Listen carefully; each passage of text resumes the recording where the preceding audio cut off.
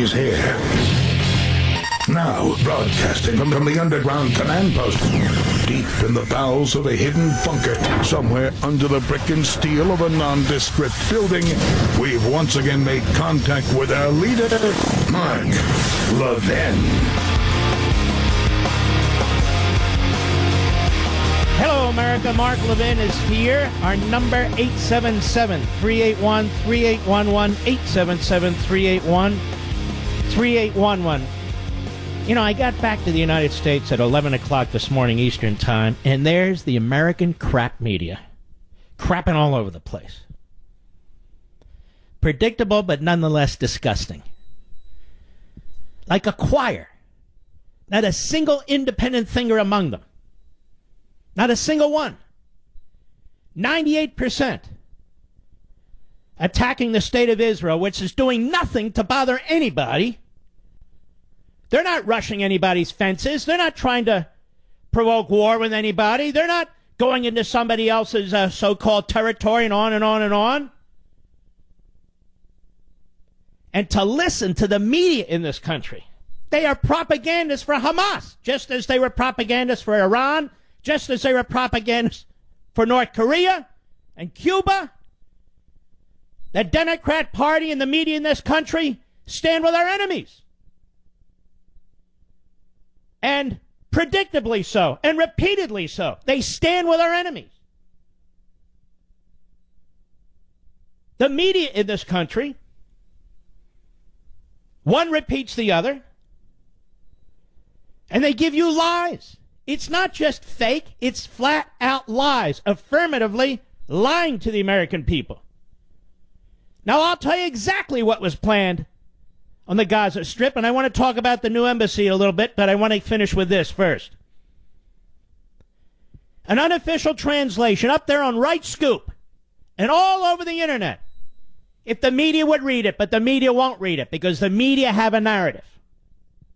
And by the way, the last 48 hours, how many American reporters have been reporting from inside the Gaza Strip? They sit safely in Israel or in the United States. How many European reporters are in Gaza reporting on this? None of them. How many American reporters? None of them. Why? Because they'd be hanging from a telephone pole. That's why. Hamas controls Gaza. They have a vice grip on the population. They brutalize their population. They summarily kill anybody who speaks out against them. They torture each other.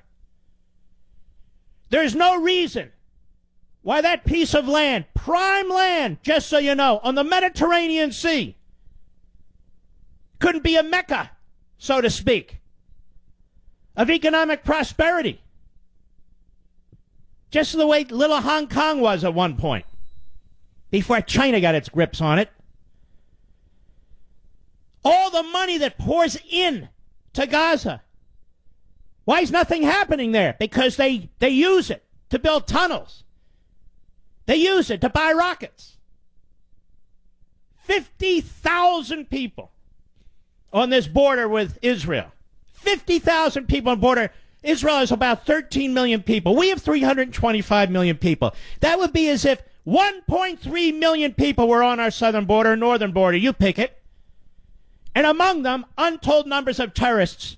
But the entire rioting is controlled by Hamas. These aren't popular uprisings. There's no such thing as popular anything in Gaza. It's all orchestrated. Hamas is part of the Muslim Brotherhood, just like Al-Qaeda. Hamas is funded by Iran and Turkey. And in the past, maybe even now, Saudi Arabia and the United Nations.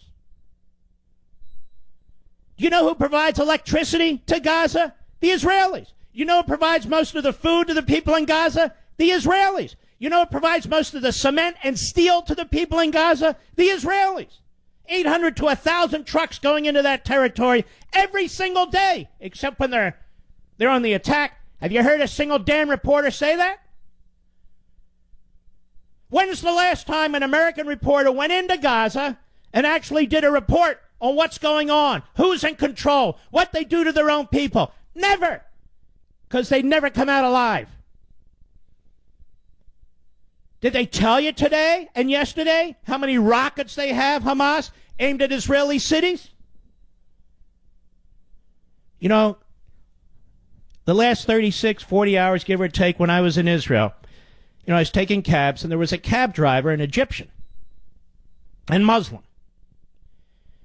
And I didn't say anything, but he wanted to tell me as an American that he's lived in Israel for 35 years. And he said, if the Palestinians actually wanted peace, if they'd show peace. Now, this is a Arab Muslim from Egypt. He said the Jews would give him everything. The Israelis would give him everything. But they don't want anything, Hamas, except the elimination of that country and every single person in it. And so our reporters sit in their air-conditioned offices at 30 Rock, on Capitol Hill, at MSNBC and CNN and NBC and CBS and ABC, with their new haircuts and their $1,200 suits and their $300 ties and their flashy loafers. And they sit there and pass judgment on people who have to deal with this, life and death. Why is Hamas building tunnels into Israel? Because they have plans for a subway system? No! To kill people. To kill people. This rioting was planned months ago.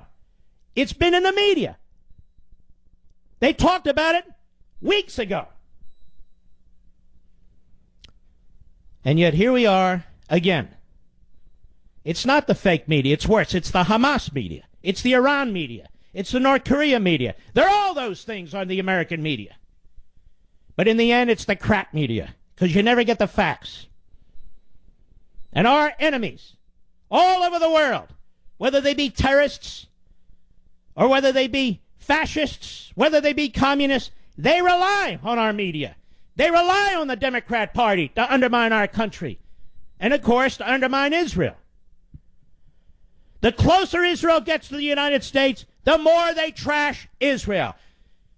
If the Jews were victims, if they couldn't defend themselves, like so many decades ago, then you'd hear, oh, the poor Jews, the poor. Now that they have a country, they defend themselves, they've built up a military, and they're not taking any crap. Now, all of a sudden, they're the perpetrators. Is Israel on a list of terrorists? No, Hamas is. Hamas is so bad, the other wing of the Palestinian Authority doesn't get along with them, Fatah. And Fatah's headed by a terrorist who funded the Munich attacks on the Jews at the Olympics. They don't even get along with Hamas. Yes, but, you know, the Israelis have all these high-powered weapons. And the people in Gaza, they're throwing rocks. Let me read to you this unofficial translation of a document that was secured, I believe, about 2 days ago. It's up at Right Scoop, and they do a great job over there, of the Hamas leadership telling the people what to do in this spontaneous protest.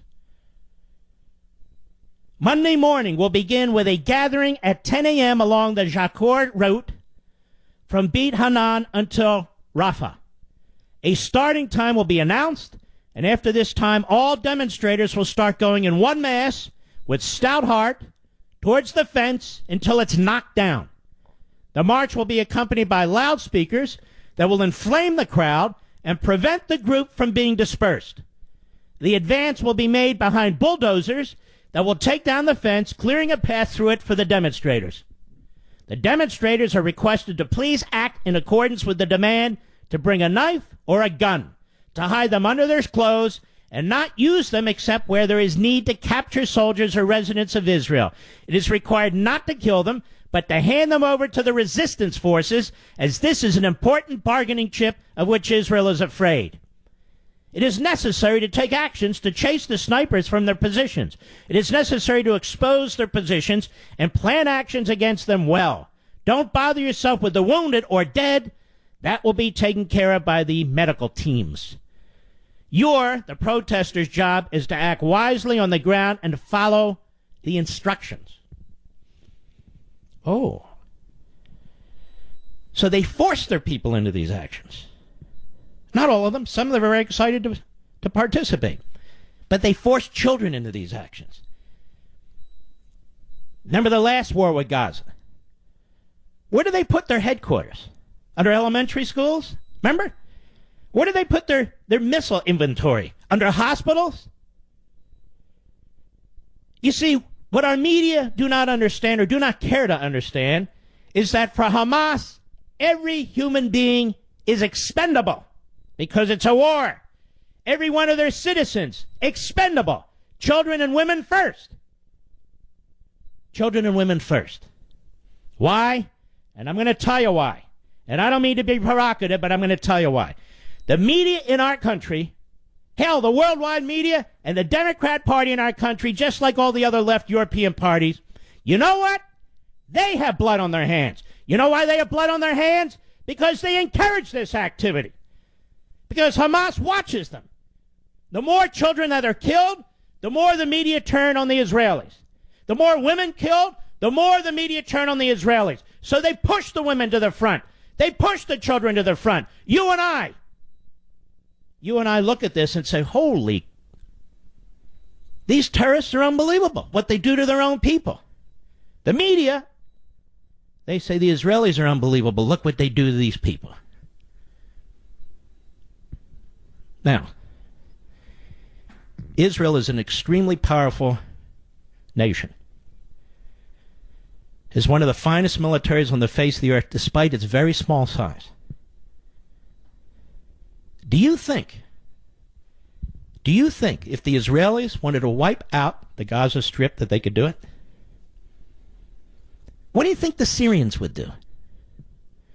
What do you think the Iranians would do? What do you think the Russians would do? What do you think the Chinese would do? They would just carpet bomb day in and day out, day in and day out. Did Israel attack the Gaza? No. Did Israel attack them? No. Hamas is attacking Israel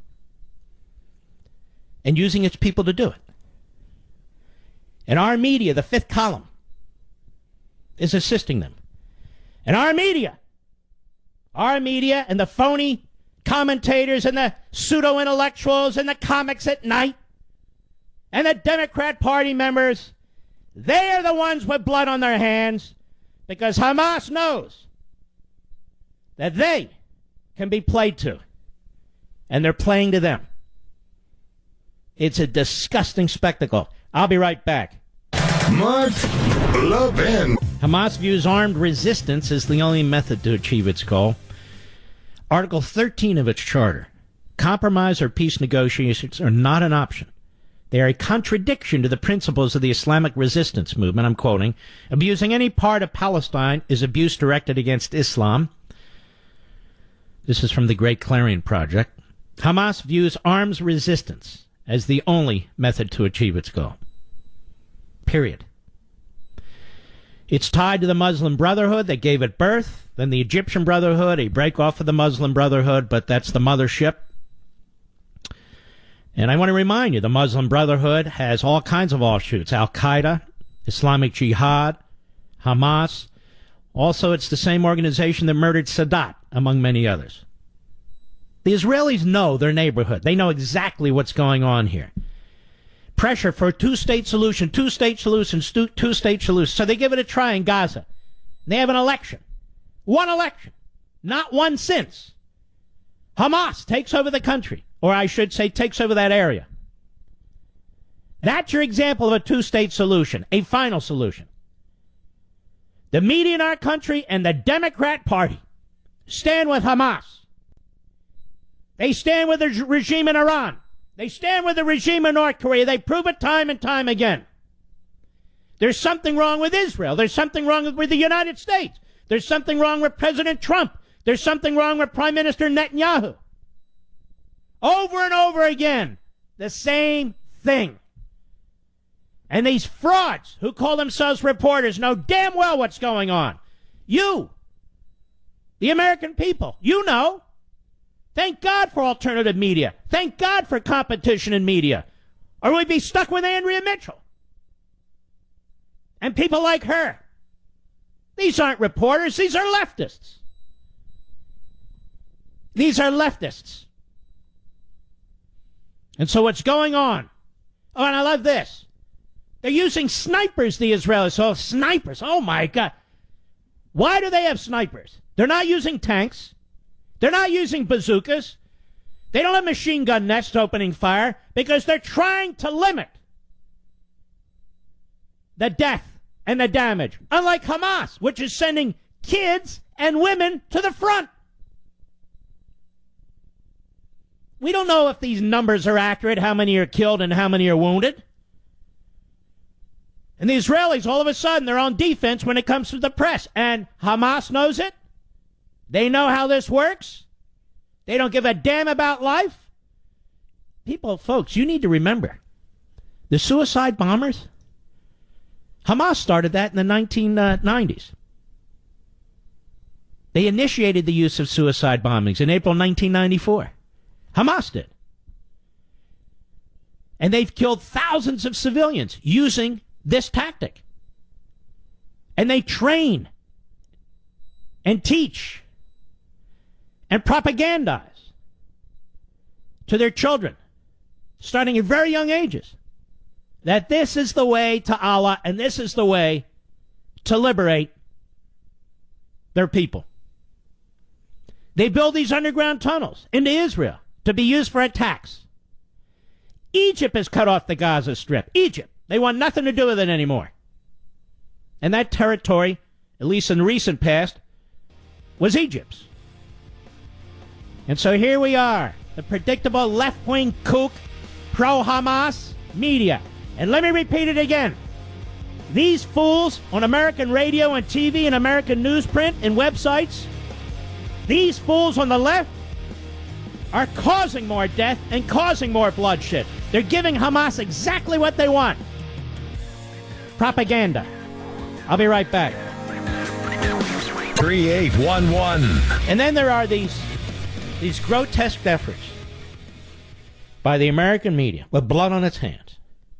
Because the American media, as well as the European media and the UN, but especially the American media, is the propaganda target of Hamas and all these terrorist groups. Because they know about the American media. All you have to do is watch.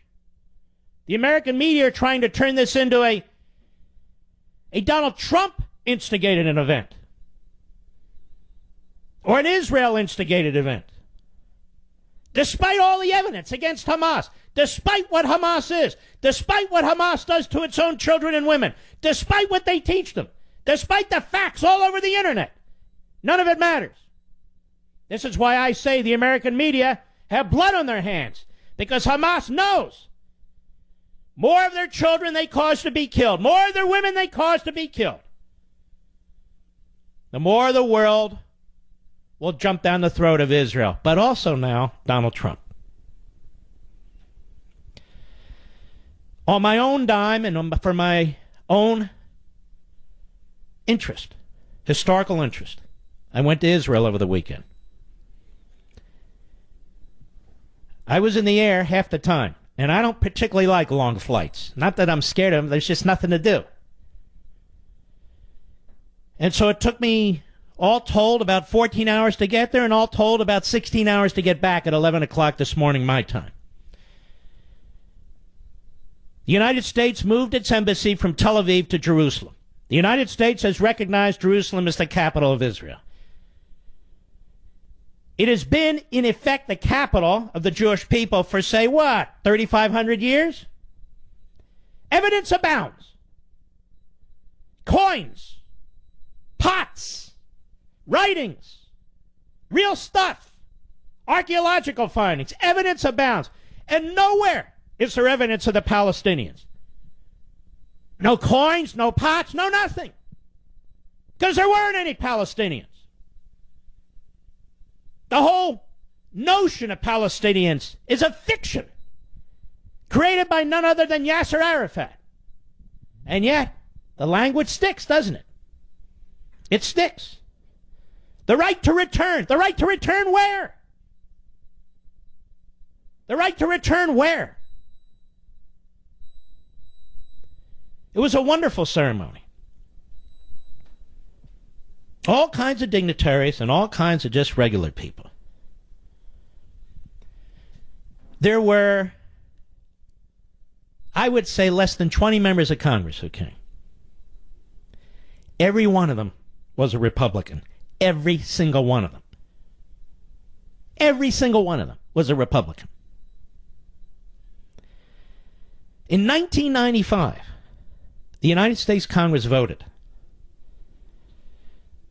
that the United States should move its embassy to Jerusalem. The Senate voted 95-0. They put a provision in there that a president could waive it every 6 months for national security or foreign policy reasons or whatever. And every president keeps waiving it, except one.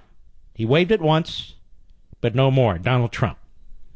As recently as last year, June 2017, I misspoke. It was 93-5. I'm looking at my notes here. It was 93-5 in 1995. There was another vote in 2017 underscoring that we should move our embassy. That vote was 90-0. 90-0. Donald Trump on December 6, 2017 announces that's exactly what we're going to do. And all of a sudden, it's a provocation.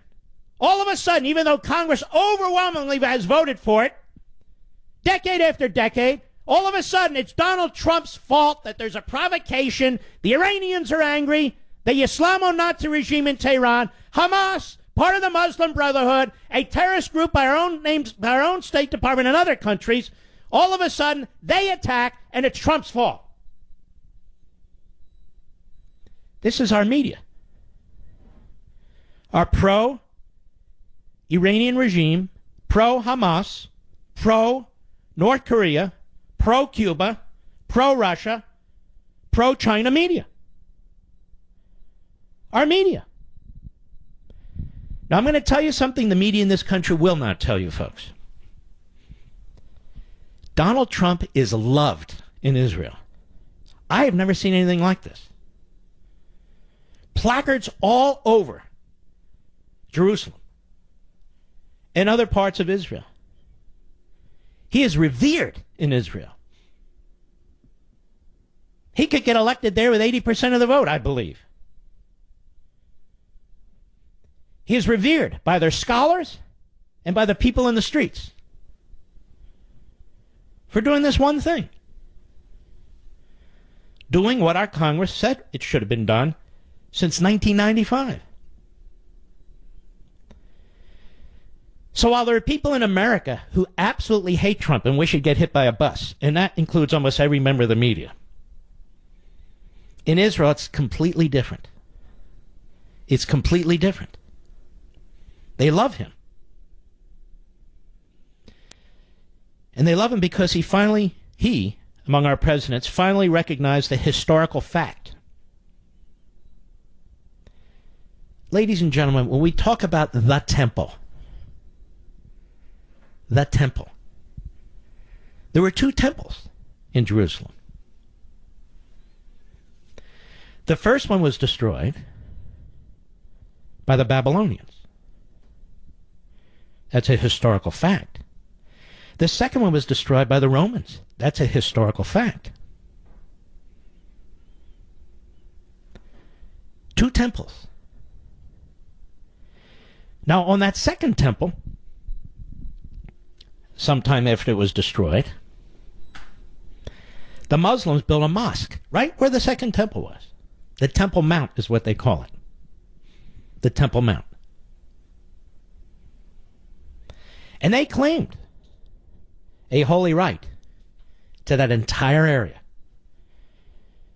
And Islam came to be long after Judaism and long after Christianity, for that matter. In the 1967 war, something happened that was never expected. Israel was attacked on all sides. Israel not only pushed back the enemies, Israel took back Jerusalem,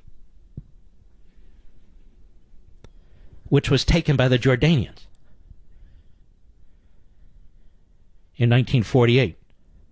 Israel took it back in 1967. But Moshe Dayan, the general there, did something, unfortunately, in my view. The Temple Mount, where the Muslims built that mosque, he left it in their hands. That is, the hands of what we now call the Palestinians. The Jews are not even allowed to go up there and pray. They're not even allowed to go up there and pray.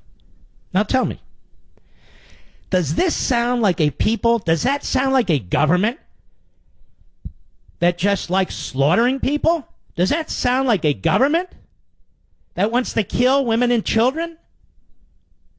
All over Israel. They not only protect Jewish sites, many of which were sacked by the Arabs and the Muslims and the Jordanians and whatever you want to say. They protect Christian sites and Muslim sites. Does that sound like a government or a people who have to kill little kids? What has Hamas built? What has Hamas done? What has Hamas done for its own people? What has Hamas done in the Gaza? What have they done? Despite billions and billions and billions in charity pouring in there, what have they done? They built tunnels. They buy rockets. They build military outlets. They fund their army, their militia. The hell with the people. They teach their little babies to be suicide bombers. They teach their mothers to encourage them to be suicide bombers. What kind of people do that? The reporting in this country is so grotesque. Israel is a civilized society. America is a civilized society. The Gaza is not a civilized society. Hamas runs it. It's a police state. It's a terrorist state. 50,000 people come to the border at the direction of Hamas. Some untold large number of them are terrorists. What are they supposed to do? We had 1,000 people in a caravan come up from Central America. Day after day, what are we going to do? Oh, the caravan, 1,000. Oh, my God. We got to protect our border. We can't let them in here, blah, blah, blah. What if among the 1,000 were 500 terrorists? What would we do if they sought to breach our border? Would we process them? What would we do? What if they came to our border, 50,000 strong, or in our case, 1.3 million strong, and they were throwing Molotov cocktails?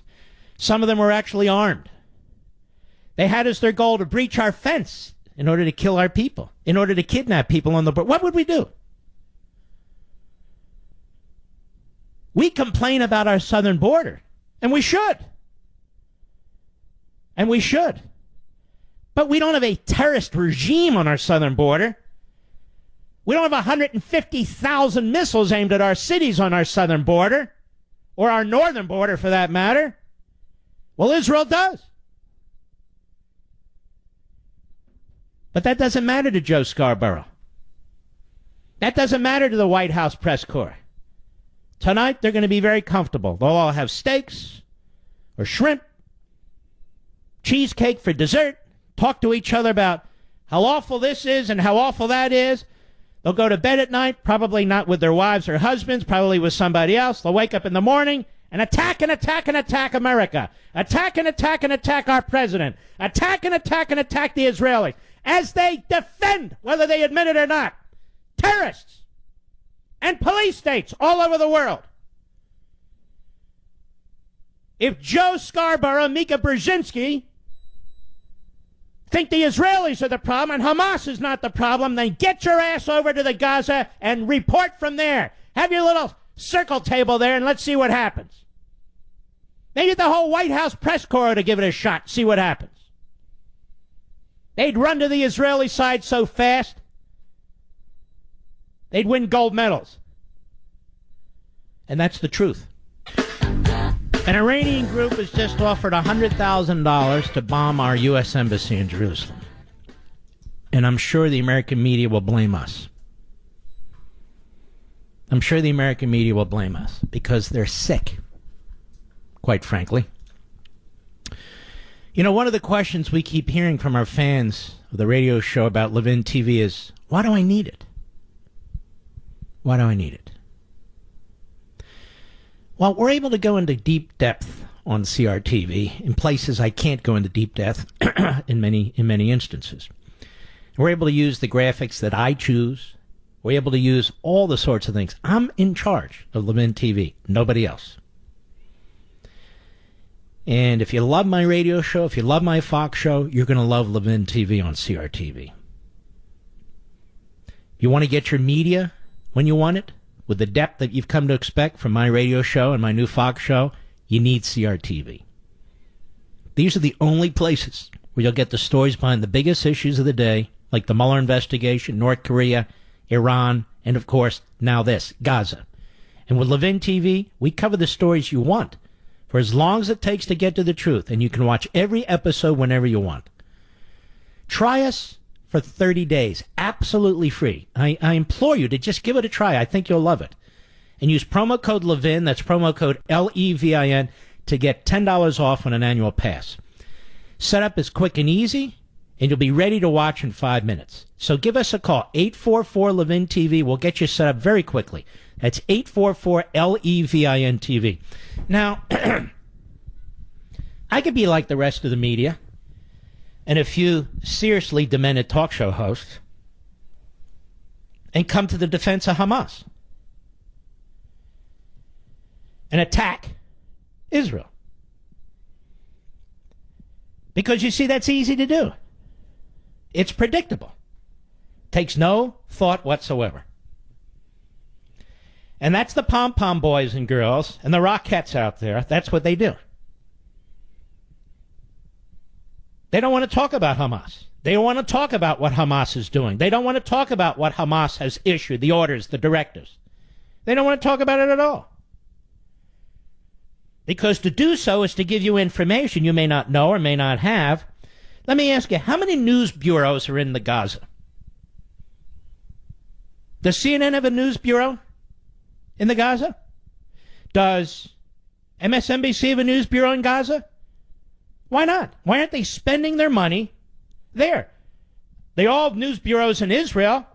Well, if Israel is the perpetrator and Gaza is the victim, why wouldn't they put their news bureaus in Gaza? I would ask the media this question. Why are there kids at the fence if, as Hamas says, the Israelis are there to kill them? Why do they send their kids there? Why do they send their women there? Would you, ladies and gentlemen? Is that how you think? Of course not. You watch these cable reporters who are reporting on this stuff. Not one of them is in Gaza. They're all in Israel. Some of them are in London. And, of course, the vast majority of them are in the United States. They're in the United States, where they take the facts and twist them. And twist them. I want to remind you, and I do all the time, but now's another time to do it. I want to remind you, at the height of the Holocaust, the New York Times, which was owned by two Jewish families, not anymore. I think it's owned by a billionaire Mexican guy, but it used to be, did its damn best to cover up the Holocaust. Now, why would they do that? It's been written about. Even the New York Times slapped itself in the face. Decades later, what was wrong with us? What would they do? What's the New York Times doing today? Same damn thing. Spinning the news. Spinning the news. I don't know what this tiny country Israel is supposed to do, surrounded by enemies. Iran today, threaten to blow its cities off the face of the earth. That's why Israel will not allow Iran to get a nuclear weapon. That's why. They've got Hamas operating out of Gaza. They have Hezbollah operating out of Lebanon. They have Fatah operating out of what used to be Jordan. They have Iran that wants to blow its cities off the face of the earth. They have Syria with every subhuman terrorist group you can possibly imagine. And they need to protect its borders. They don't have any choice. They don't have any choice. There's your two-state solution right there. Gaza, which is no solution at all. It's the final solution. I'll be right back. From the underground command post, deep in the bowels of a hidden bunker, somewhere under the brick and steel of a nondescript building, we've once again made contact with our leader, Mark Levin.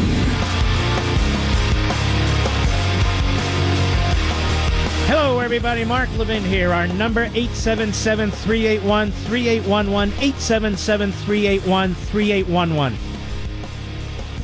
So as I said, I came back from Israel. I was at the Boston airport on the way back to Dulles, reading on my iPhone these news reports and then watching them on this endless CNN stuff. And it was just grotesque. And then some of our favorite websites, all weekend long, hyping all the violence taking place. There wasn't any violence in Jerusalem. There wasn't any violence in Judea or Samaria. There wasn't any violence in any Israeli city or town. Period. Period. The only violence was from Gaza, planned and imposed by Hamas. People kept sending me texts. Are you safe? Are you okay? Safe? I said, I'm fine. We're fine. Everybody's fine. There's nothing to be worried about. Walking in the streets. Now, how many of you read stories or heard reports about over 100,000 Israelis marching in the street in support of what our president did with Jerusalem? Did you read that anywhere? Did you see, Mr. Producer, did you see that anywhere? Nowhere. Over 100,000. You saw it nowhere. That was the reality that was taking place in most of the country. And as I sat through this absolutely wonderful ceremony, and I was taking it all in, beautiful ceremony. We have a hell of an ambassador in Israel, David Friedman. Just tops, absolutely tops. And Ivanka Trump was there, and Jared Kushner was there, Jason Greenblatt was there. These are the people on the U.S. side that are trying to deal with issues in the Middle East. Excuse me. And every one of them has been trashed today. Every one of them. Because that's what our media do. Anybody know who the ambassador from the United States to Israel was under Obama? Anybody know? Of course you don't know. Because he did nothing. He did nothing. Well, that's not true. The Obama administration gave aid and comfort to the terrorists, just like our media do, just like the Democrat Party does. So we're on the defense, Israel's on the defense, and Hamas says, you know what? We're getting the press we want. Send more kids to the front. Send more women to the front. Because MSNBC, CNN, NBC, ABC, CBS, and all the rest of them, the New York Slimes, the Washington Compost, look at all the great media we're getting. We can't buy it, but we'll send our women and children to the front line, and we'll get it.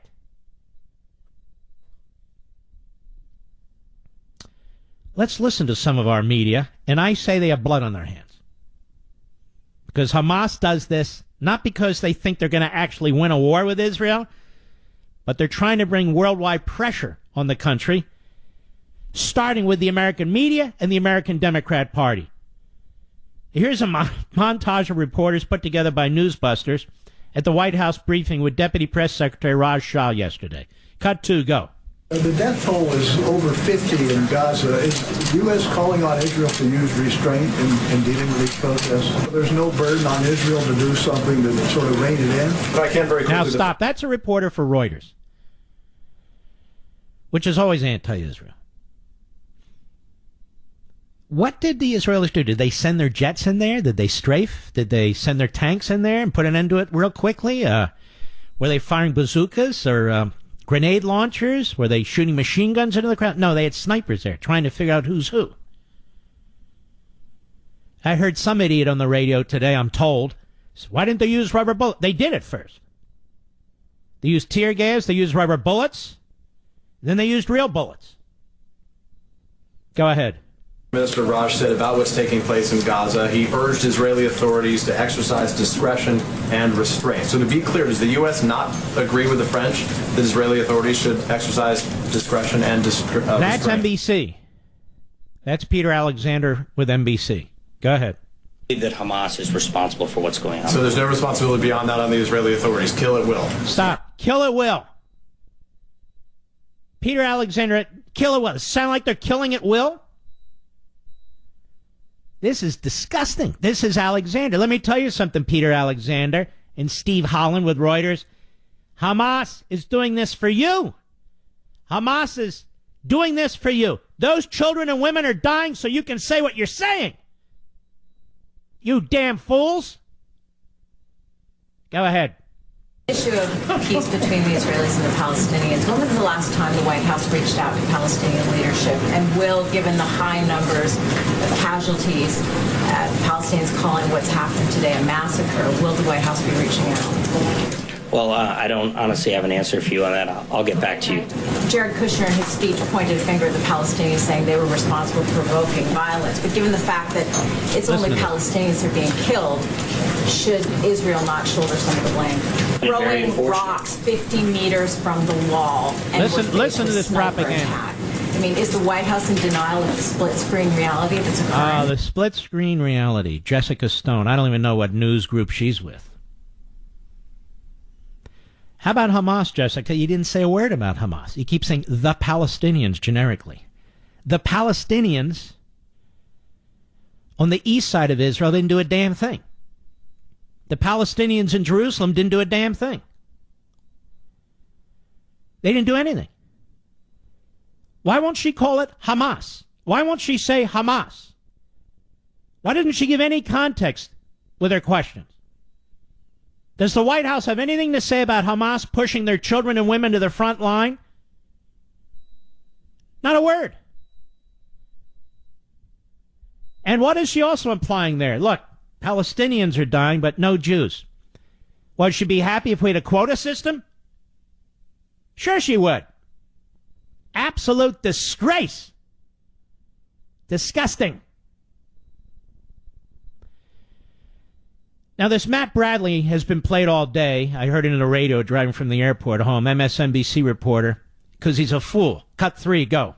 Well, Katie, what I've seen here just yesterday and last Friday was horrible violence. You saw tens of thousands of young people crossing fields between the urban part of Gaza and the Israeli border, essentially trying to walk across this heavily militarized border. Why are they doing that? Who told them to do it? Who forced them to do it? Matt. And I notice you're not reporting from the Gaza side either. What's with that, Matt? Go ahead. Armed. Now, as it's easy to say they were completely unarmed. They had some light weapons. A lot of them would be burning tires or rolling tires to try to melt the razor wire. They had slingshots. They had a new and crazy invention, incendiary kites, where they would try to loft kites and set them on fire to try to light up some of the agricultural fields. Tell me, Matt, how many people were on that border rioting? How many were rioting? How many tens of thousands were rioting, and what was their purpose? And who told them to do it? Matt. And who told them to hide their guns and knives under their clothes, Matt? And what was their mission? To kidnap Israelis, right, Matt? How about those tunnels, Matt? How about the money pouring into this militia army from Iran and Turkey and the Muslim Brotherhood, Matt? Did you mention that Hamas is a terrorist group, Matt? Did you mention that they train their little children to be suicide bombers, Matt? They've been doing that now for decades. Not a word. Nothing. Did you mention, Matt, that the Israelis are not trying to cross the border to Gaza, but that Hamas has ordered its people to cross the border into Israel? Have you also mentioned that they do this every May 14th or 15th, Matt? Have you mentioned that Israel faces 150,000 missiles, Matt? Go ahead. The border with Israel. But these were hardly the kind of weapons that could frighten any Israeli soldier who were armed sniper rifles and who later on in this afternoon were using artillery to fire not only near some of the Hamas locations that they had identified, but even near us, about 100 meters. No, they were shooting artillery to try and scare the... Matt, can't you tell the truth? Go ahead. Me and my team this afternoon, we were nearly hit by some artillery. So it's kind of hard to imagine how the Israeli troops could have been threatened by a lot of these young people who were really not peacefully demonstrating, but peacefully by comparison to the Israeli soldiers. And indeed, no Israeli soldier has been killed, and nearly 100 Palestinians have died in the past 7 weeks of protesting. Listen to the language. Well, now, you Israeli soldiers, you got to sacrifice a few of them. You know, if we could get 20 or 30 killed. Now, it wouldn't satisfy Matt Bradley. It'd still be 100 to 20 or 30. But that would help with the PR, with MSNBC. This reporter has blood on his hands, too. He's doing exactly what Hamas wants him to do. And he's doing it. Jessica Stone, Peter Alexander. This is what Hamas does. I didn't invent this. This is what they've told their people. This is what they've said. Then we have Professor Princeton University on MSNBC. Cut 4, go. While Donald Trump is doing this and may look for a deflection, it's not necessarily going to help the midterms. All of that's important, and all of those babies are dead. All of those people are dead. They're dead. And we're talking about racehorses. The politics. There are a lot of folks who are dead today. For what? I'm sorry. This is me being a moralist, I suppose. No, you're not a moralist. You're a buffoon. Why are those children at the front lines of a Hamas-inspired armed conflict? Professor, you don't want to know the truth. Neither does Katie Tur, an ignoramus by all accounts. Go ahead. In the White House today, their response to that was it is Hamas's fault, and they're using them as tools for... I've told you, ladies and gentlemen, the media are the mouthpieces for Hamas. They'll deny it, but that's exactly who they are. That's exactly what they are. Just like when Trump got rid of the Iran deal, they were the mouthpiece for the mullahs in Tehran. They've been the mouthpiece for the dictator in North Korea. That's who they are. They're out of the closet. Go ahead. That's like saying the children in the Children's March of Birmingham, it was their fault that Bull Connor attacked them. You know what, pal? You're a disgrace. To compare the marchers in the civil rights movement to Hamas, a terrorist organization, that's what you did, Professor. Oh, he's from Princeton, don't you know? That's what you just said. That's what you just did. Hamas must be led by Martin Luther King. And Israel's led by Bull Connor. You're a sick man, Professor. You wonder why our kids go to these schools and they come out so weird? It's because of guys like him. I'll be right back. Mark Levin. Talk Radio 560 KSFO. I have to spend time on this, folks. If I don't unravel it, who the hell will? And it needs to be unraveled. There's a guy by the name of Phil Mudd on CNN. He's apparently a former CIA guy, collecting a big pension thanks to you and me. He is a buffoon of the highest order. A clown. A moron. Listen to this idiot on CNN. If you're an idiot, you're on CNN or MSNBC. Cut 5, go.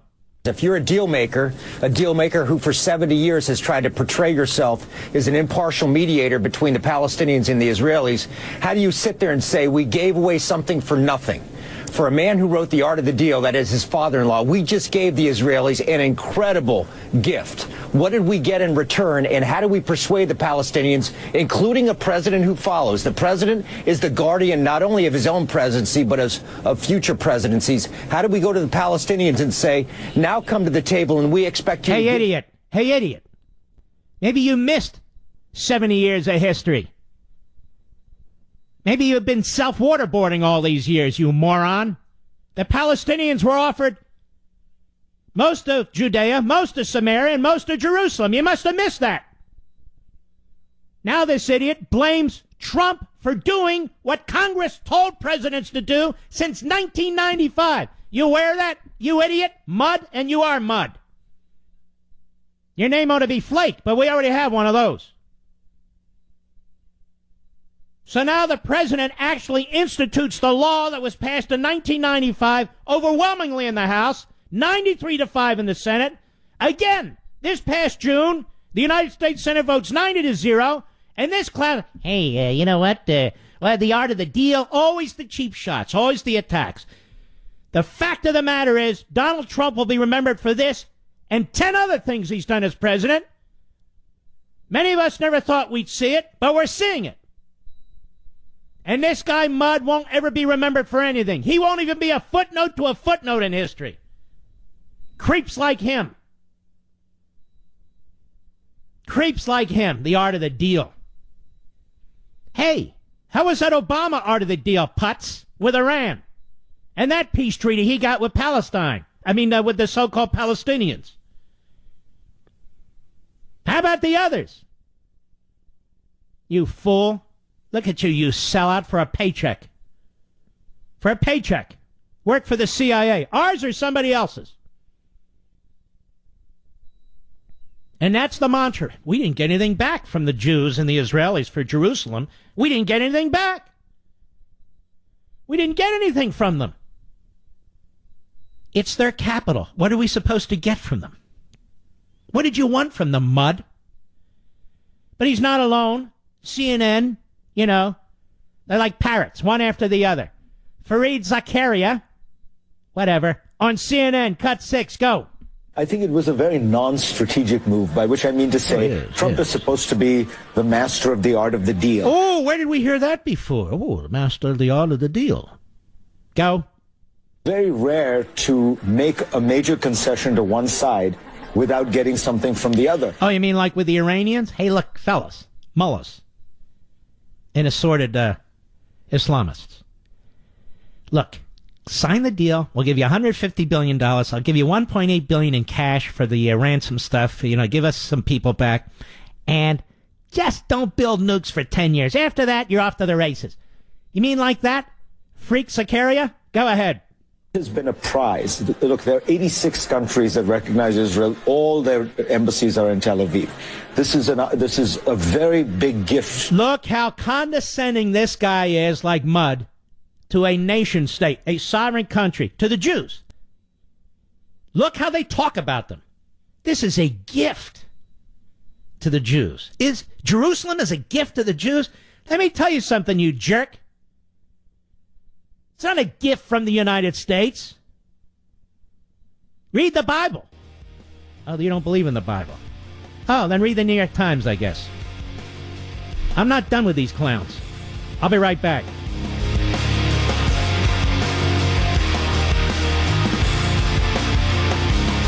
One 3811. Many of these leftists and so-called reporters, not all, but too many, see, they view the United States as the great Satan and Israel as the little Satan, too, don't they? Just like our enemies. They have a lot in common, really, in terms of their mindset. It's not hard to condemn Hamas. We know what Hamas is. We know what they're doing to their children and their women. Think about it this way. If those 50,000 people had breached that fence and gotten into Israel, which is a tiny country, followed by another 150,000. What would happen to that country? It would be overwhelmed. Its towns would be overwhelmed. They don't have a police force or military large enough to hunt down all these people once that fence is breached. Again, I said if you look at it just from statistics, a number point of view, it'd be like 1.3 million trying to breach our southern border, followed by 2, 3, 4, 5 million others, many of whom are terrorists, led by an organization that insists on destroying the country and killing all its people. That happens, then Iran follows up, and Turkey follows up. You got all hell breaking loose. Israel would cease to exist. That's why it has to protect its borders. Whether people are throwing stones or shooting spitballs, they cannot let its border be breached. You and I know that. So do they. So do the phony reporters. So do the big mouths out there. They can't control themselves. They have to join in with 98% of the rest of them. You know, ladies, how amazing was your Mother's Day gift this year? What about getting rid of those bags and puffiness under your eyes? Those sagging, droopy eyelids, too. No, I'm not talking about surgery. Listen to Diane from Savannah, Georgia. She said, I've been using this product for a few days and already love it.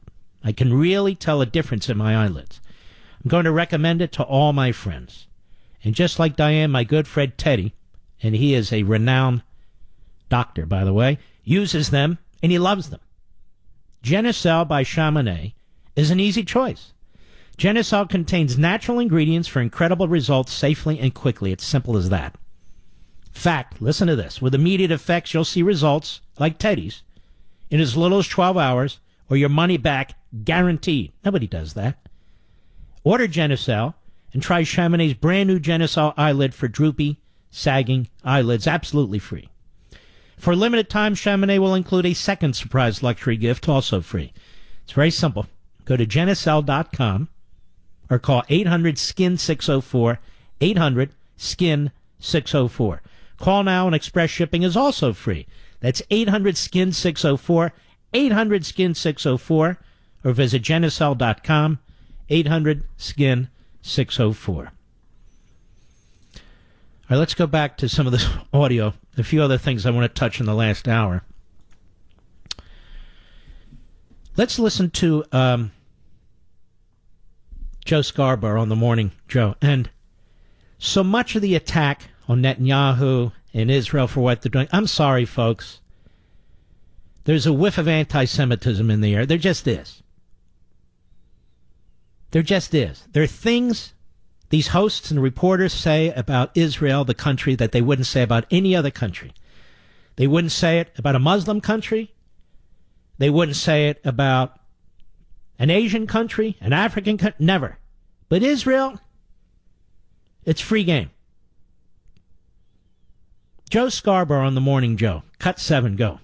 I think the most amazing thing is that we didn't ask Netanyahu for anything for this. So you hear they're all saying the same thing.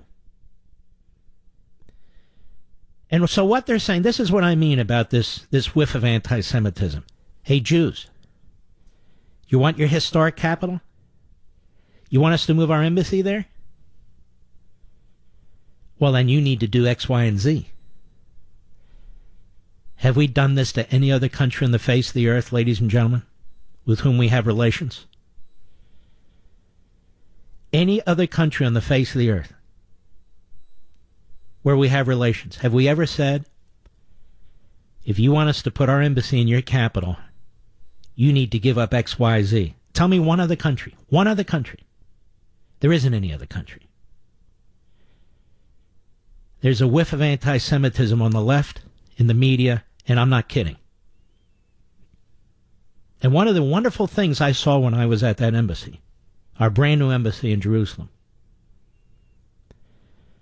were so many leading evangelical Christians, including Pastor Hagee.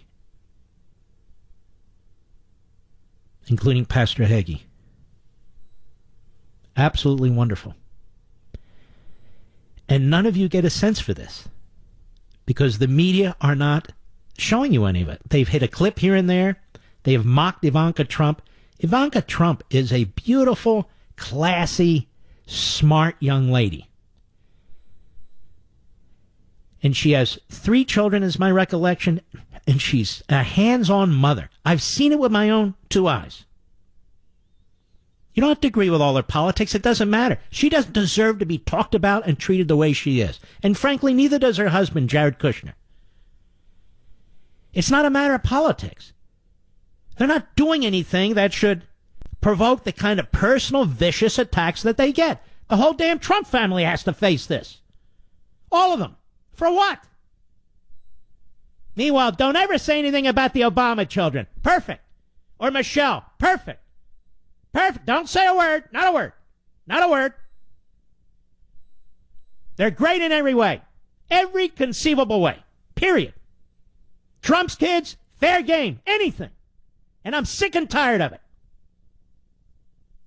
More from this jerk. Go ahead. Right.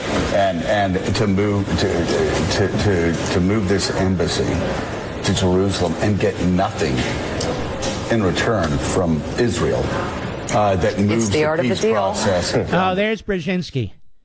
Chip off the old man's block. Go ahead.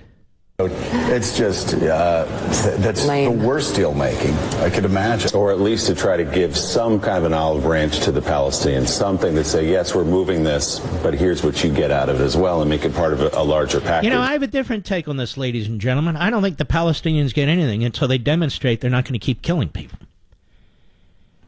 They don't mention that Fatah, the other wing, they don't mention that Fatah uses American tax dollars and other countries' monies to pay terrorists. And the more horrendous the slaughter of the Palestinian terrorists, the greater the pension that the family receives. They don't mention, hey, let's negotiate with that. They don't negotiate with that or anybody else who says your country doesn't deserve to exist. How many deals have been placed on the table for the quote-unquote Palestinians where they get 98% of what they want? I can't do that. Why? Why, ladies and gentlemen? Because they're committed to the destruction of the country right across the way, Israel. They want to wipe out the Jews. It's not that far-fetched, you know, like 70 years ago. And so these guys sit there in their studio with their clever little snarky comments about the art of the deal. And Mika there, the Ed McMahon, lame. Unbelievable. And they're all saying the same thing. Have you noticed? Then there's Andrea Mitchell. Well, let's play that. She's on the Morning Joe show. Cut 8, go. But the real loser is one of our strongest allies, never mentioned by anyone, King Abdullah of Jordan, who has... Oh, King Abdullah of Jordan's the loser. The Israelis and the Jordanians have never been closer because of Iran. But now King Abdullah's the loser. King Abdullah is so thrilled that his country's loaded with 70% of the Palestinians. He's trying to stop them from coming into his country. One time, they had to go to war with them because they were trying to overthrow his monarchy. Right, Andrea? You're going to mention that? No, Andrea, you're not going to mention that. Go ahead. Majority Palestinian country who is going to be overwhelmed. The Saudi Arabia and the UAE. Overwhelmed with what? You even know what the hell you're talking about? Of course you don't. Otherwise, you'd be on a real network. Go ahead. Care if in this grand scheme of Jared Kushner's, the Palestinians... See, now we got it. We could have personalized. Grand scheme of Jared Kushner's. She's disgusting in every way. She just is. She's been hanging around like a toothache for so long. I don't want to hear any more from her. Let's see. Why don't we hear from a real leader? A woman that I admire. You know, Hillary Clinton likes to say, America's not ready for a woman. Yes, we are. We love Nikki Haley. If there's a Thatcherite lady out there, we love her too. We backed Sarah Palin. I can go on and on and on. America's ready for a woman. They just can't stand you, Hillary. Regardless of your genitalia. It didn't matter. If you're a guy, we can't stand you. All right. Now that I've settled that, why don't we take a listen to Nikki Haley at the UN today? Cut 10, go. Hamas has attacked the Karem Shalom crossing, the biggest entry point in Gaza for fuel, food, and medical supplies. Well, let's stop right there. So, Joe, why would they do that? Why would they attack the major entry point where the Israelis are bringing them food and medical supplies? Why don't you tell your audience that the country that provides more food, medical supplies, clean water, and electricity to Gaza is Israel? Why don't you tell them that, Joe? Lame. Go ahead.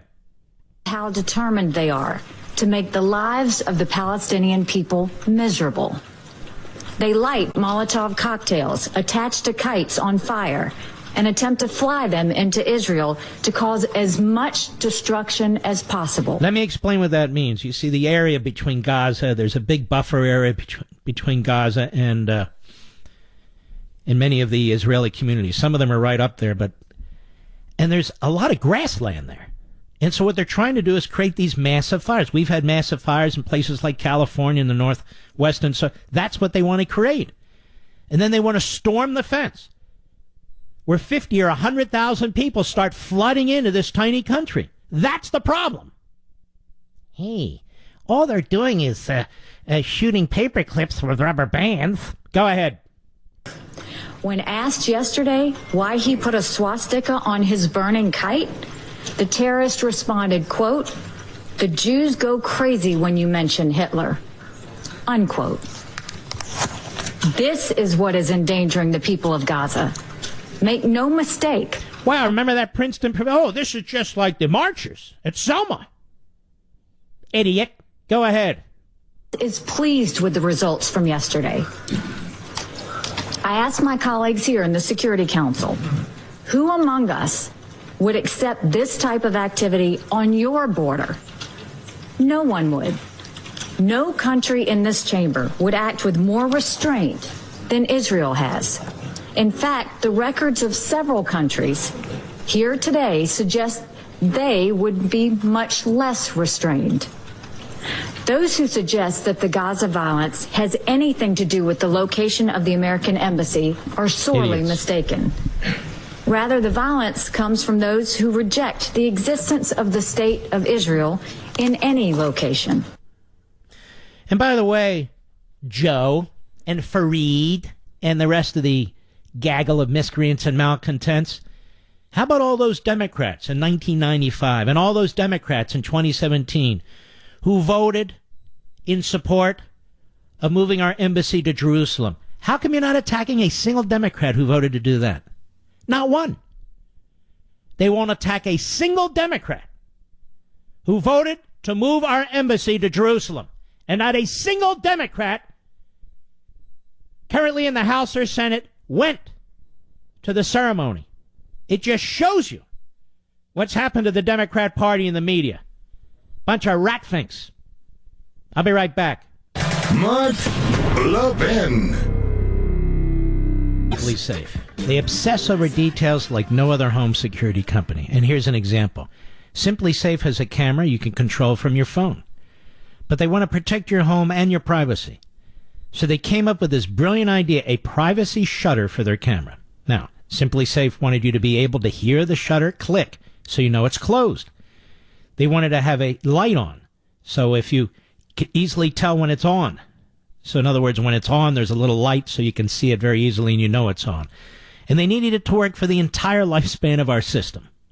So Simply Safe got to work, testing different metals and hinge designs for months and months. The result, an effective home security camera with a thin, lightweight aluminum privacy shutter that works each and every time. It's that kind of attention to detail that sets Simply Safe apart from all the other guys and keeps your family safe. It's home security done right. Get 10% off your system today at simplysafemark.com. That's simplysafemark.com for 10% off. Simplysafemark.com. It's not a gimmick, ladies and gentlemen. It actually protects your home. It's got sensors, cutting-edge technology, your windows, your doors, and various spaces and so forth that people penetrate your house. So they really do protect your family and you. It's the real deal. It's the best deal. It's cutting-edge technology. Simplysafemark.com.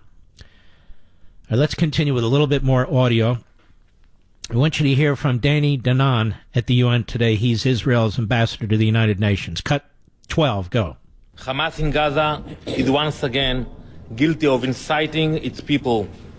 For the past months, it has encouraged the Palestinian residents of Gaza to turn the so-called peaceful protests, there is nothing peaceful about those protests, into violent clashes. That is exactly what they have done. Rioters have thrown Molotov cocktails, planted explosive devices, and rolled burning tires. They have sent flaming materials over the fence into Israel, and they have tried on multiple occasions to break down the fence and infiltrate Israeli territory. That's their great fear. 50,000, then 100,000, then 250,000 people cross that border and rush into that country. And they have no ability to do anything about it once they breach that fence and enter the country. Many of them are terrorists. Many of them are part of this Hamas army. Hamas controls Gaza.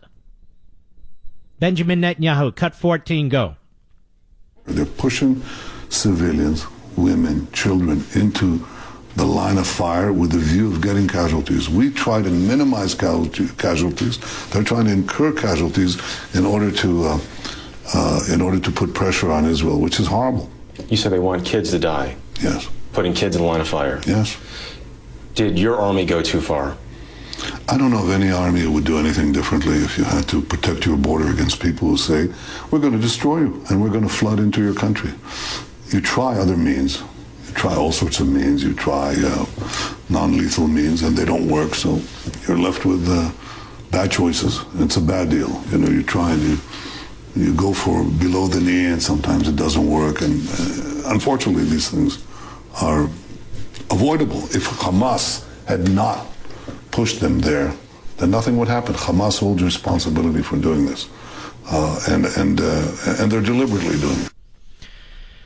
And again, I want to repeat, and I blame the American media, worldwide media, but especially the American media. You've heard only part of it that I've played over the last hour or two, where they're giving aid and comfort to the terrorists. Hamas would not be doing this if they didn't get favorable. The underground command post, deep in the bowels of a hidden bunker, somewhere under the brick and steel of a nondescript building, we've once again made contact with our leader, Mark Levin. Hello, everybody. Mark Levin here. Our last hour. I hope you'll stick with us. Our number, 877-381-3811, 877-381-3811. Let me tell you a couple things before we continue here. Our ratings on our Fox News program Sunday with the great Gary Sinise. What a decent man he is, by the way. Just a great guy. We're outstanding. That's thanks to you. Because you're super patriots. You care about our country. So I want to thank you for that. Our radio ratings are starting to come in up and away. We have very strong ratings on TV and on radio, and that's thanks to you, and I want to thank you.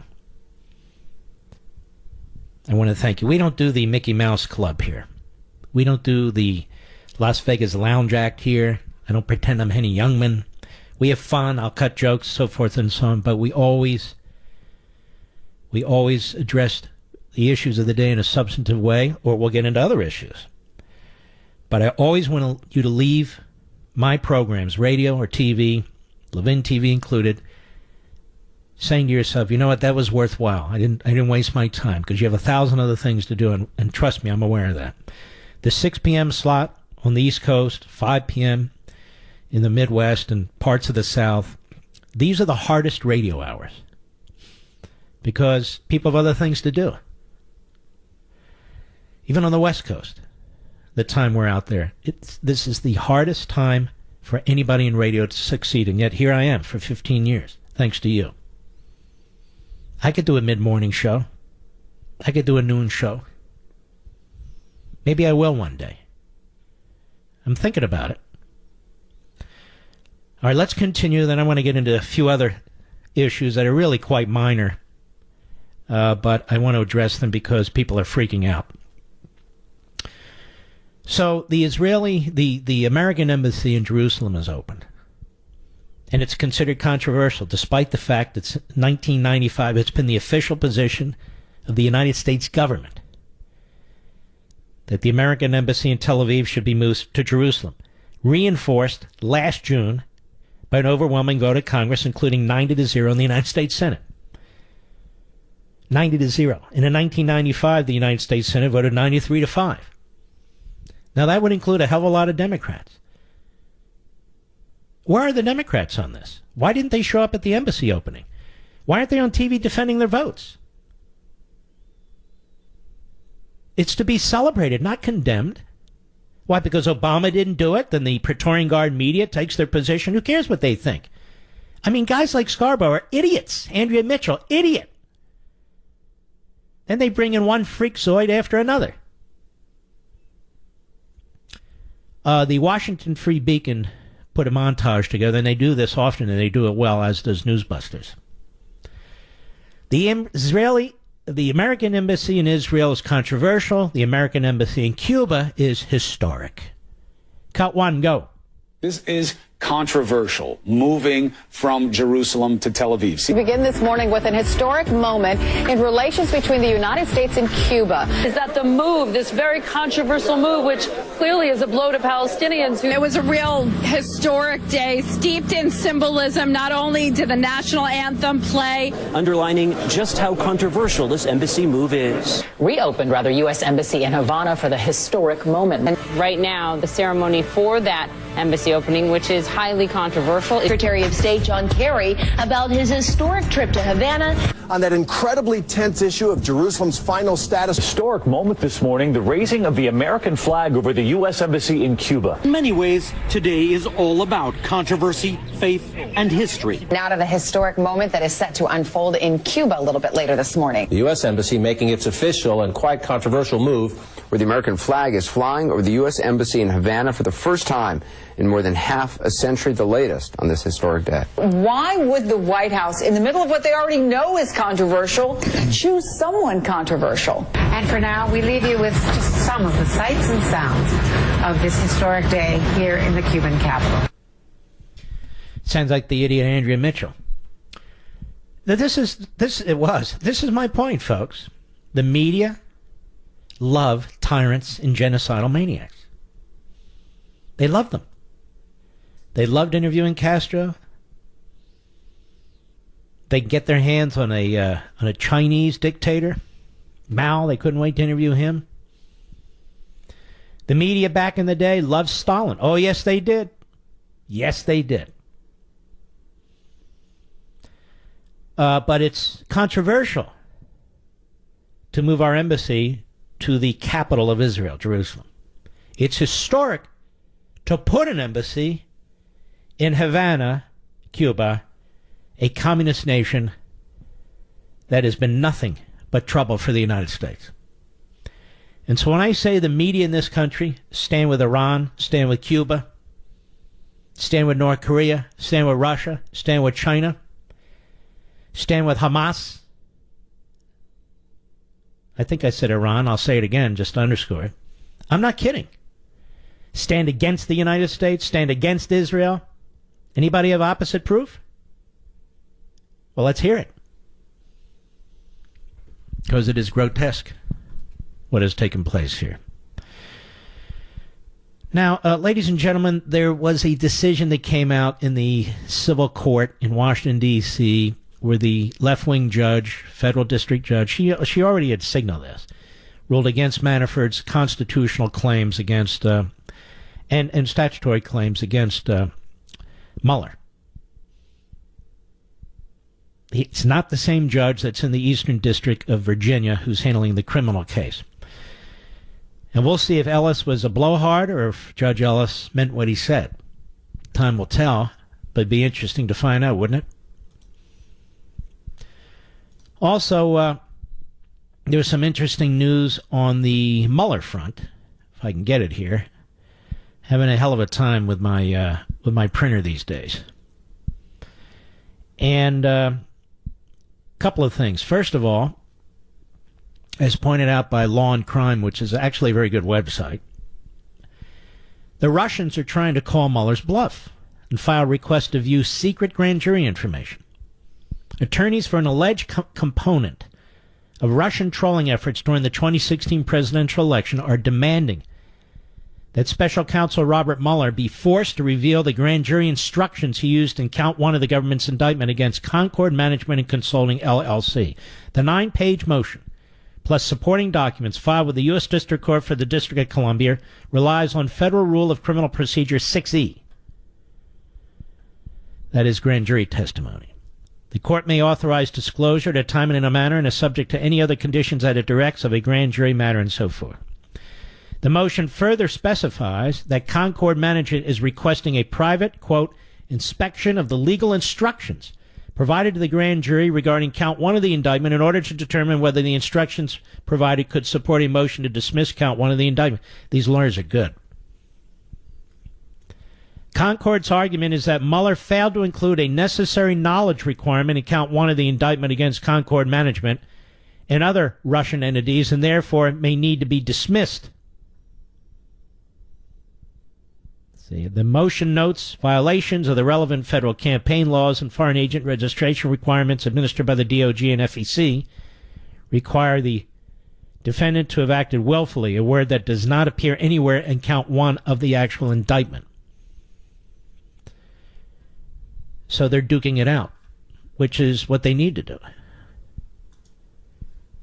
They're duking it out, which is what they need to do.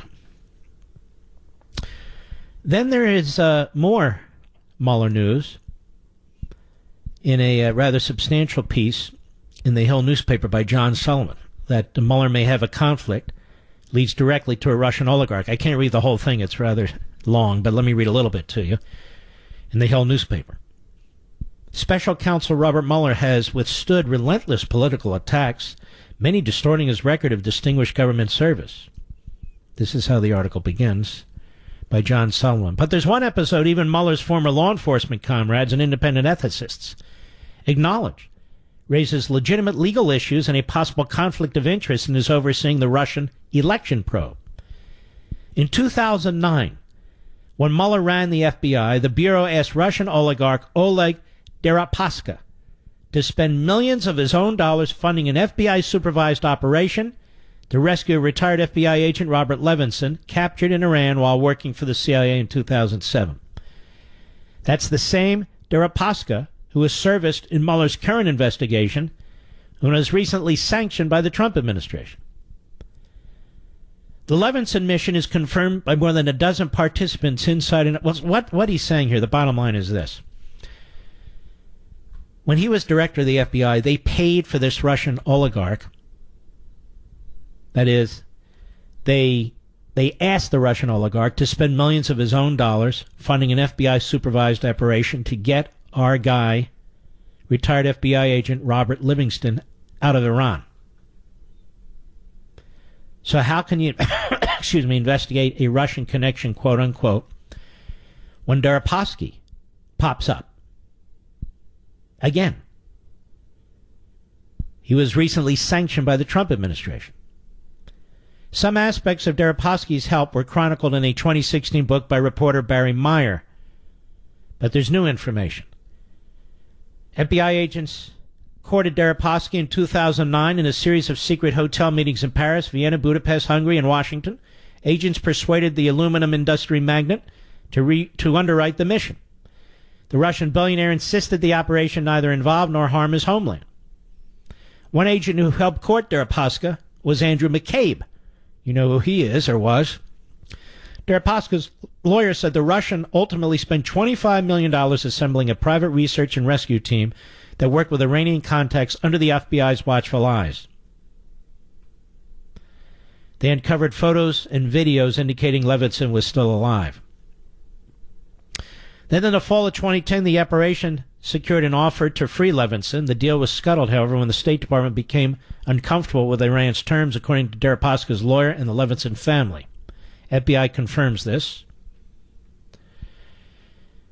Let's see, the State Department declined, the FBI pressed. Deripaska once hired Manafort. Well, here, over the past 2 years, evidence emerged tying him, Deripaska, to former Trump campaign chairman Paul Manafort, the first defendant charged by Mueller's Russia probe with money laundering and illegal lobbying. Deripaska once hired Manafort as a political advisor and invested money with him in a business venture that went bad. Deripaska sued Manafort, alleging he stole money. Mueller's indictment of Manafort makes no mention of Deripaska, even though prosecutors have evidence that Manafort contemplated inviting his old Russian client for a 2016 Trump campaign briefing. Deripaska said he never got the invite, and investigators have found no evidence it occurred. There's no public evidence Deripaska had anything to do with election meddling. He also appears to be one of the first Russians the FBI asked for help when it began investigating the now infamous Fusion GPS. So why care about some banished Russian oligarchs' account now? 2 reasons. First, is the FBI prepared to get authority to surveil figures on Trump's campaign team? Did it disclose the FISA court that one of its past Russian sources waved them off the notion of Trump-Russia collusion?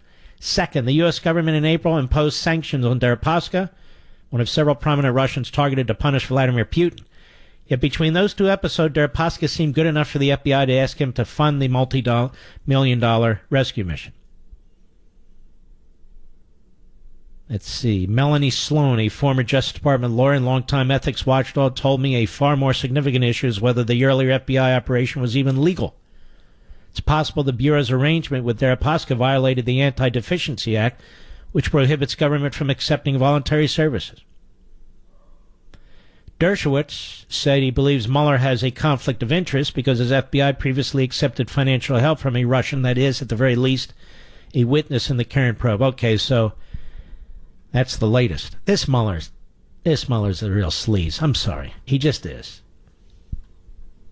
I have no stomach for this guy at all. I'll be right back. Mark Levin.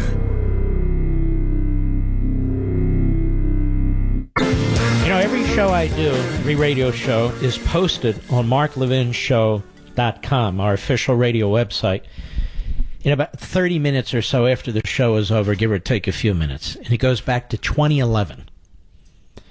7 years, and they're all up there. We do that. I've decided to do that because I don't need interpreters from criminal front groups like Media Matters or leftist organizations and so forth, or the media. You can listen to any program you want. It's free. You just download it and listen to it. This program, which I consider very, very important, and I rarely call programs out, but I think this program is very important. You can download it if you haven't heard the whole program or you want to share it with a friend. Usually about 30 minutes after the end of the show. Just go to marklevinshow.com. That's our official website, marklevinshow.com. A couple more matters, if you don't mind. Really call them housekeeping matters. You can now hear me on Amazon Echo, your Amazon Echo device, but you have to set it up, and it's very easy. Just say, Alexa, enable the Mark Levin Show skill. Alexa, enable the Mark Levin Show skill.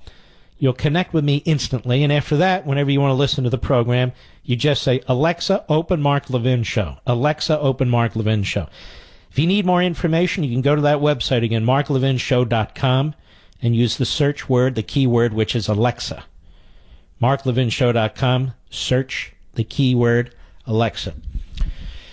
This program is heard every week by 8.5 million people on AM and FM radio. It's heard by an enormous number of people on satellite, although they don't reveal the numbers, but we're told it's very, very popular there. You can also download us on your iPod. That occurs up to about 5 million times a month. You can hear us on iHeart Radio app. That's iHeart app, actually. And on the Mark Levin app, that occurs about 2 million times a month.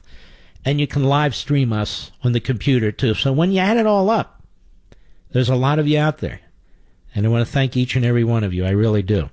In addition, please check us out on Levin TV. Check us out on Levin TV. Call 844-LEVIN TV. And you can always go to our special Levin TV social site, which is, believe it or not, Levin TV Facebook, Levin TV. What is it, Mr. Producer?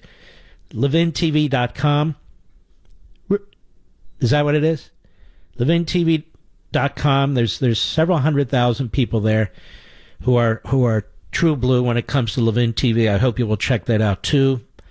And then, of course, our Sunday show. We had Gary Sinise this Sunday. It's a little early, but I'll still tell you.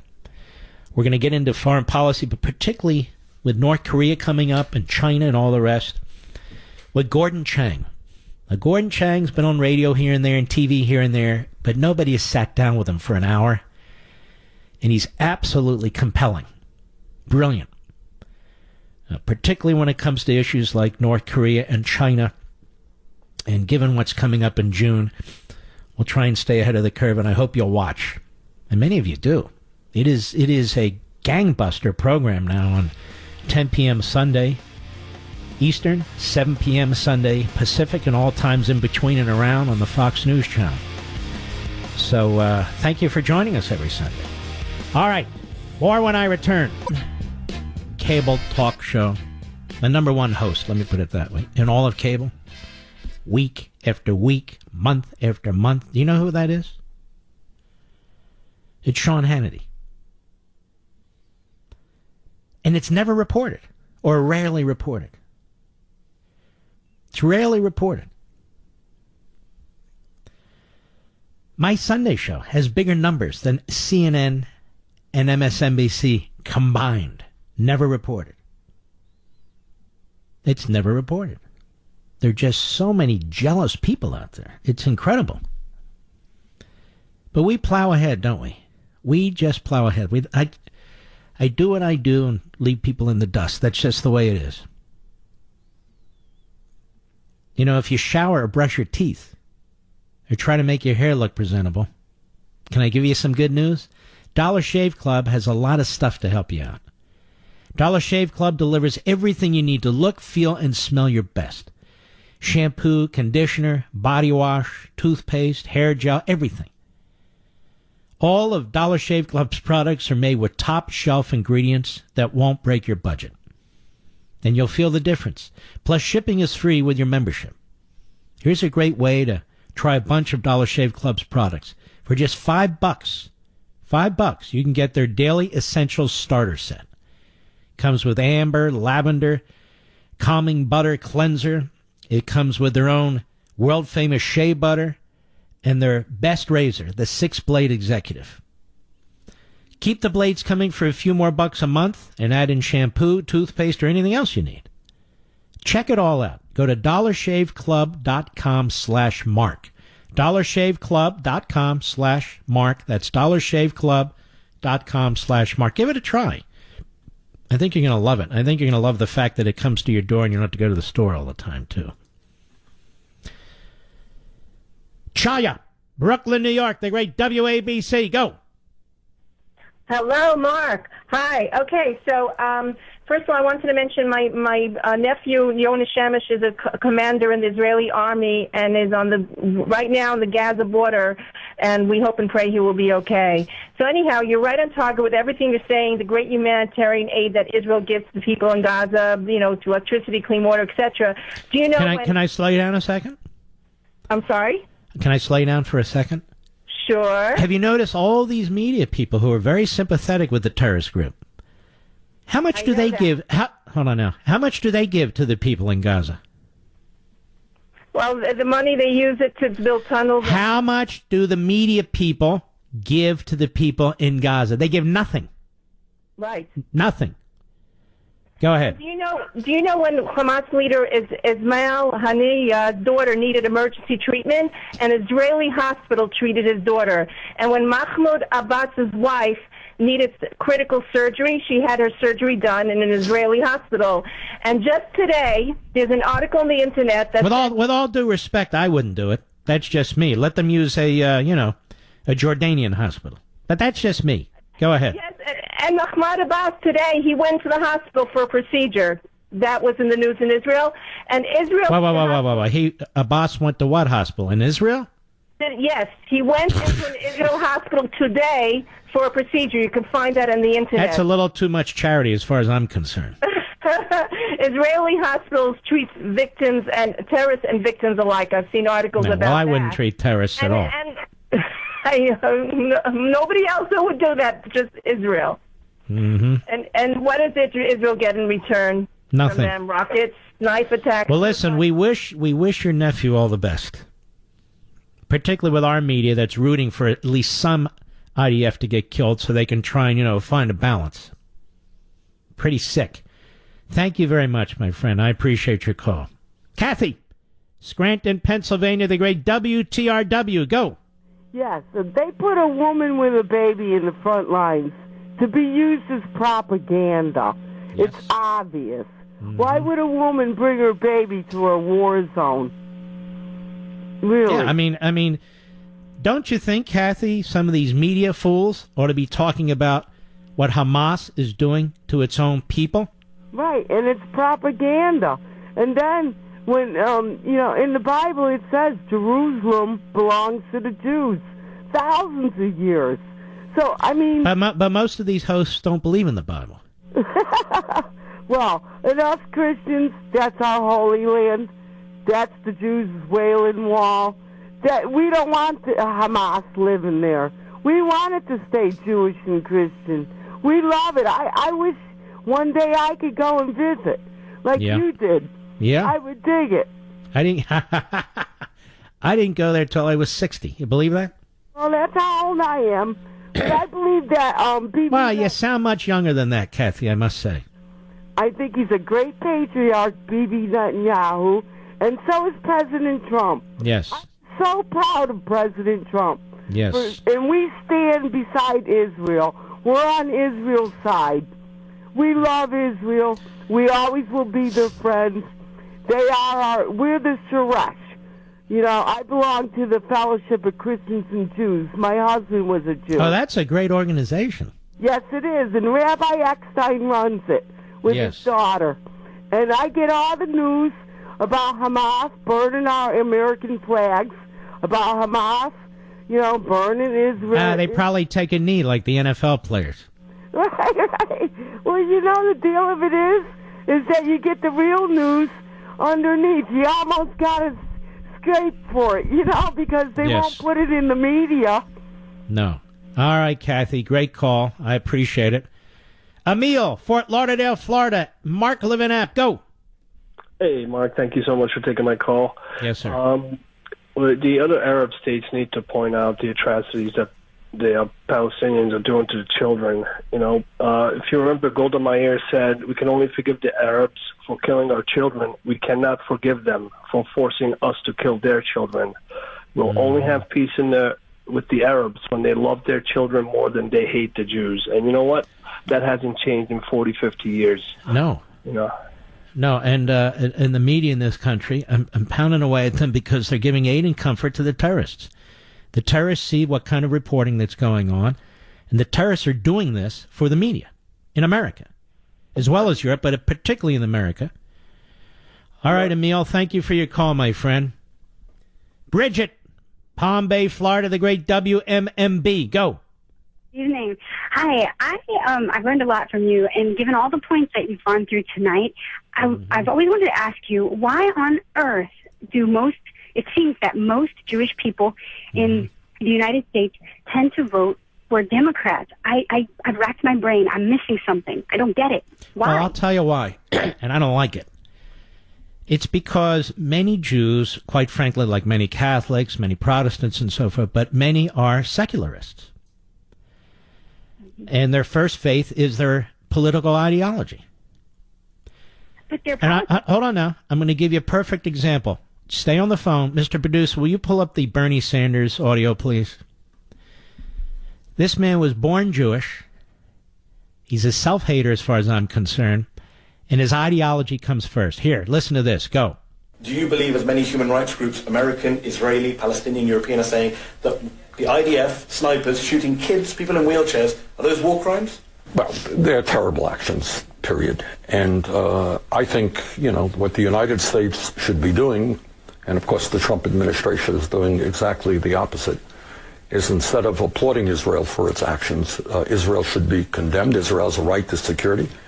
But shooting unarmed protesters is not what it is about. And ultimately, of course, when you have a situation in Hamas where youth unemployment is somewhere around 60%, in Gaza, I'm sorry, where youth unemployment is 60%, where people are drinking filthy water. Why is it 60%, and why are they drinking filthy water? And who's providing them with their food, electricity, and clean water? But this reporter's a leftist, talking to a leftist. And Bridget, there's a Jew Bernie Sanders, right there. Now, Jew in name only. Don't get me wrong. Right. He's a complete fraud. Anyway, that's the best answer I have for you, and I do rack my brain on it. Thank you for your call. Quite frankly, I wonder why most people, as party groups, vote for Democrats. What have they done for anybody? If you want big, massive, controlling government, then fine. But truthfully, let's see here. Rhonda, Alexandria, Virginia, Sirius Satellite, how are you? Hello. Hello. Mr. Levin. Yes, my It's so dear. wonderful to talk to you. I Thank listen to you every night. Thank you.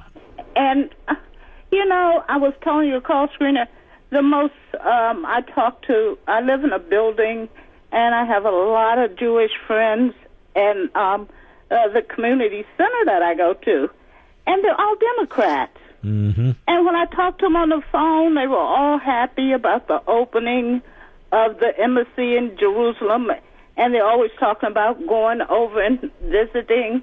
Mm-hmm. But they're all Democrats, and when I said to them there was not one Democrat at the celebration, they couldn't believe it. Only one there was Joe Lieberman, but he's not elected anymore. And they pushed him out of the Democrat Party, quite frankly. They hated him. But in terms of elected politicians, that's right, out of Congress, all Republicans, not a single Democrat. What do you make of that? I told them, I said, so you're going to go and vote Democratic now that you know that they don't even support you? And they were like dumbfounded. And many of them will still vote Democrat. They can't control it. It's like a Tourette's impulse. I just don't understand it. Yeah, well. I love your show. And Thank you. And Sundays are just wonderful. Thank you. And, I appreciate it. I just love you. Thank you very much. You take care of yourself. Yeah, everybody's recommending guests to me now. Everybody wants to be my producer.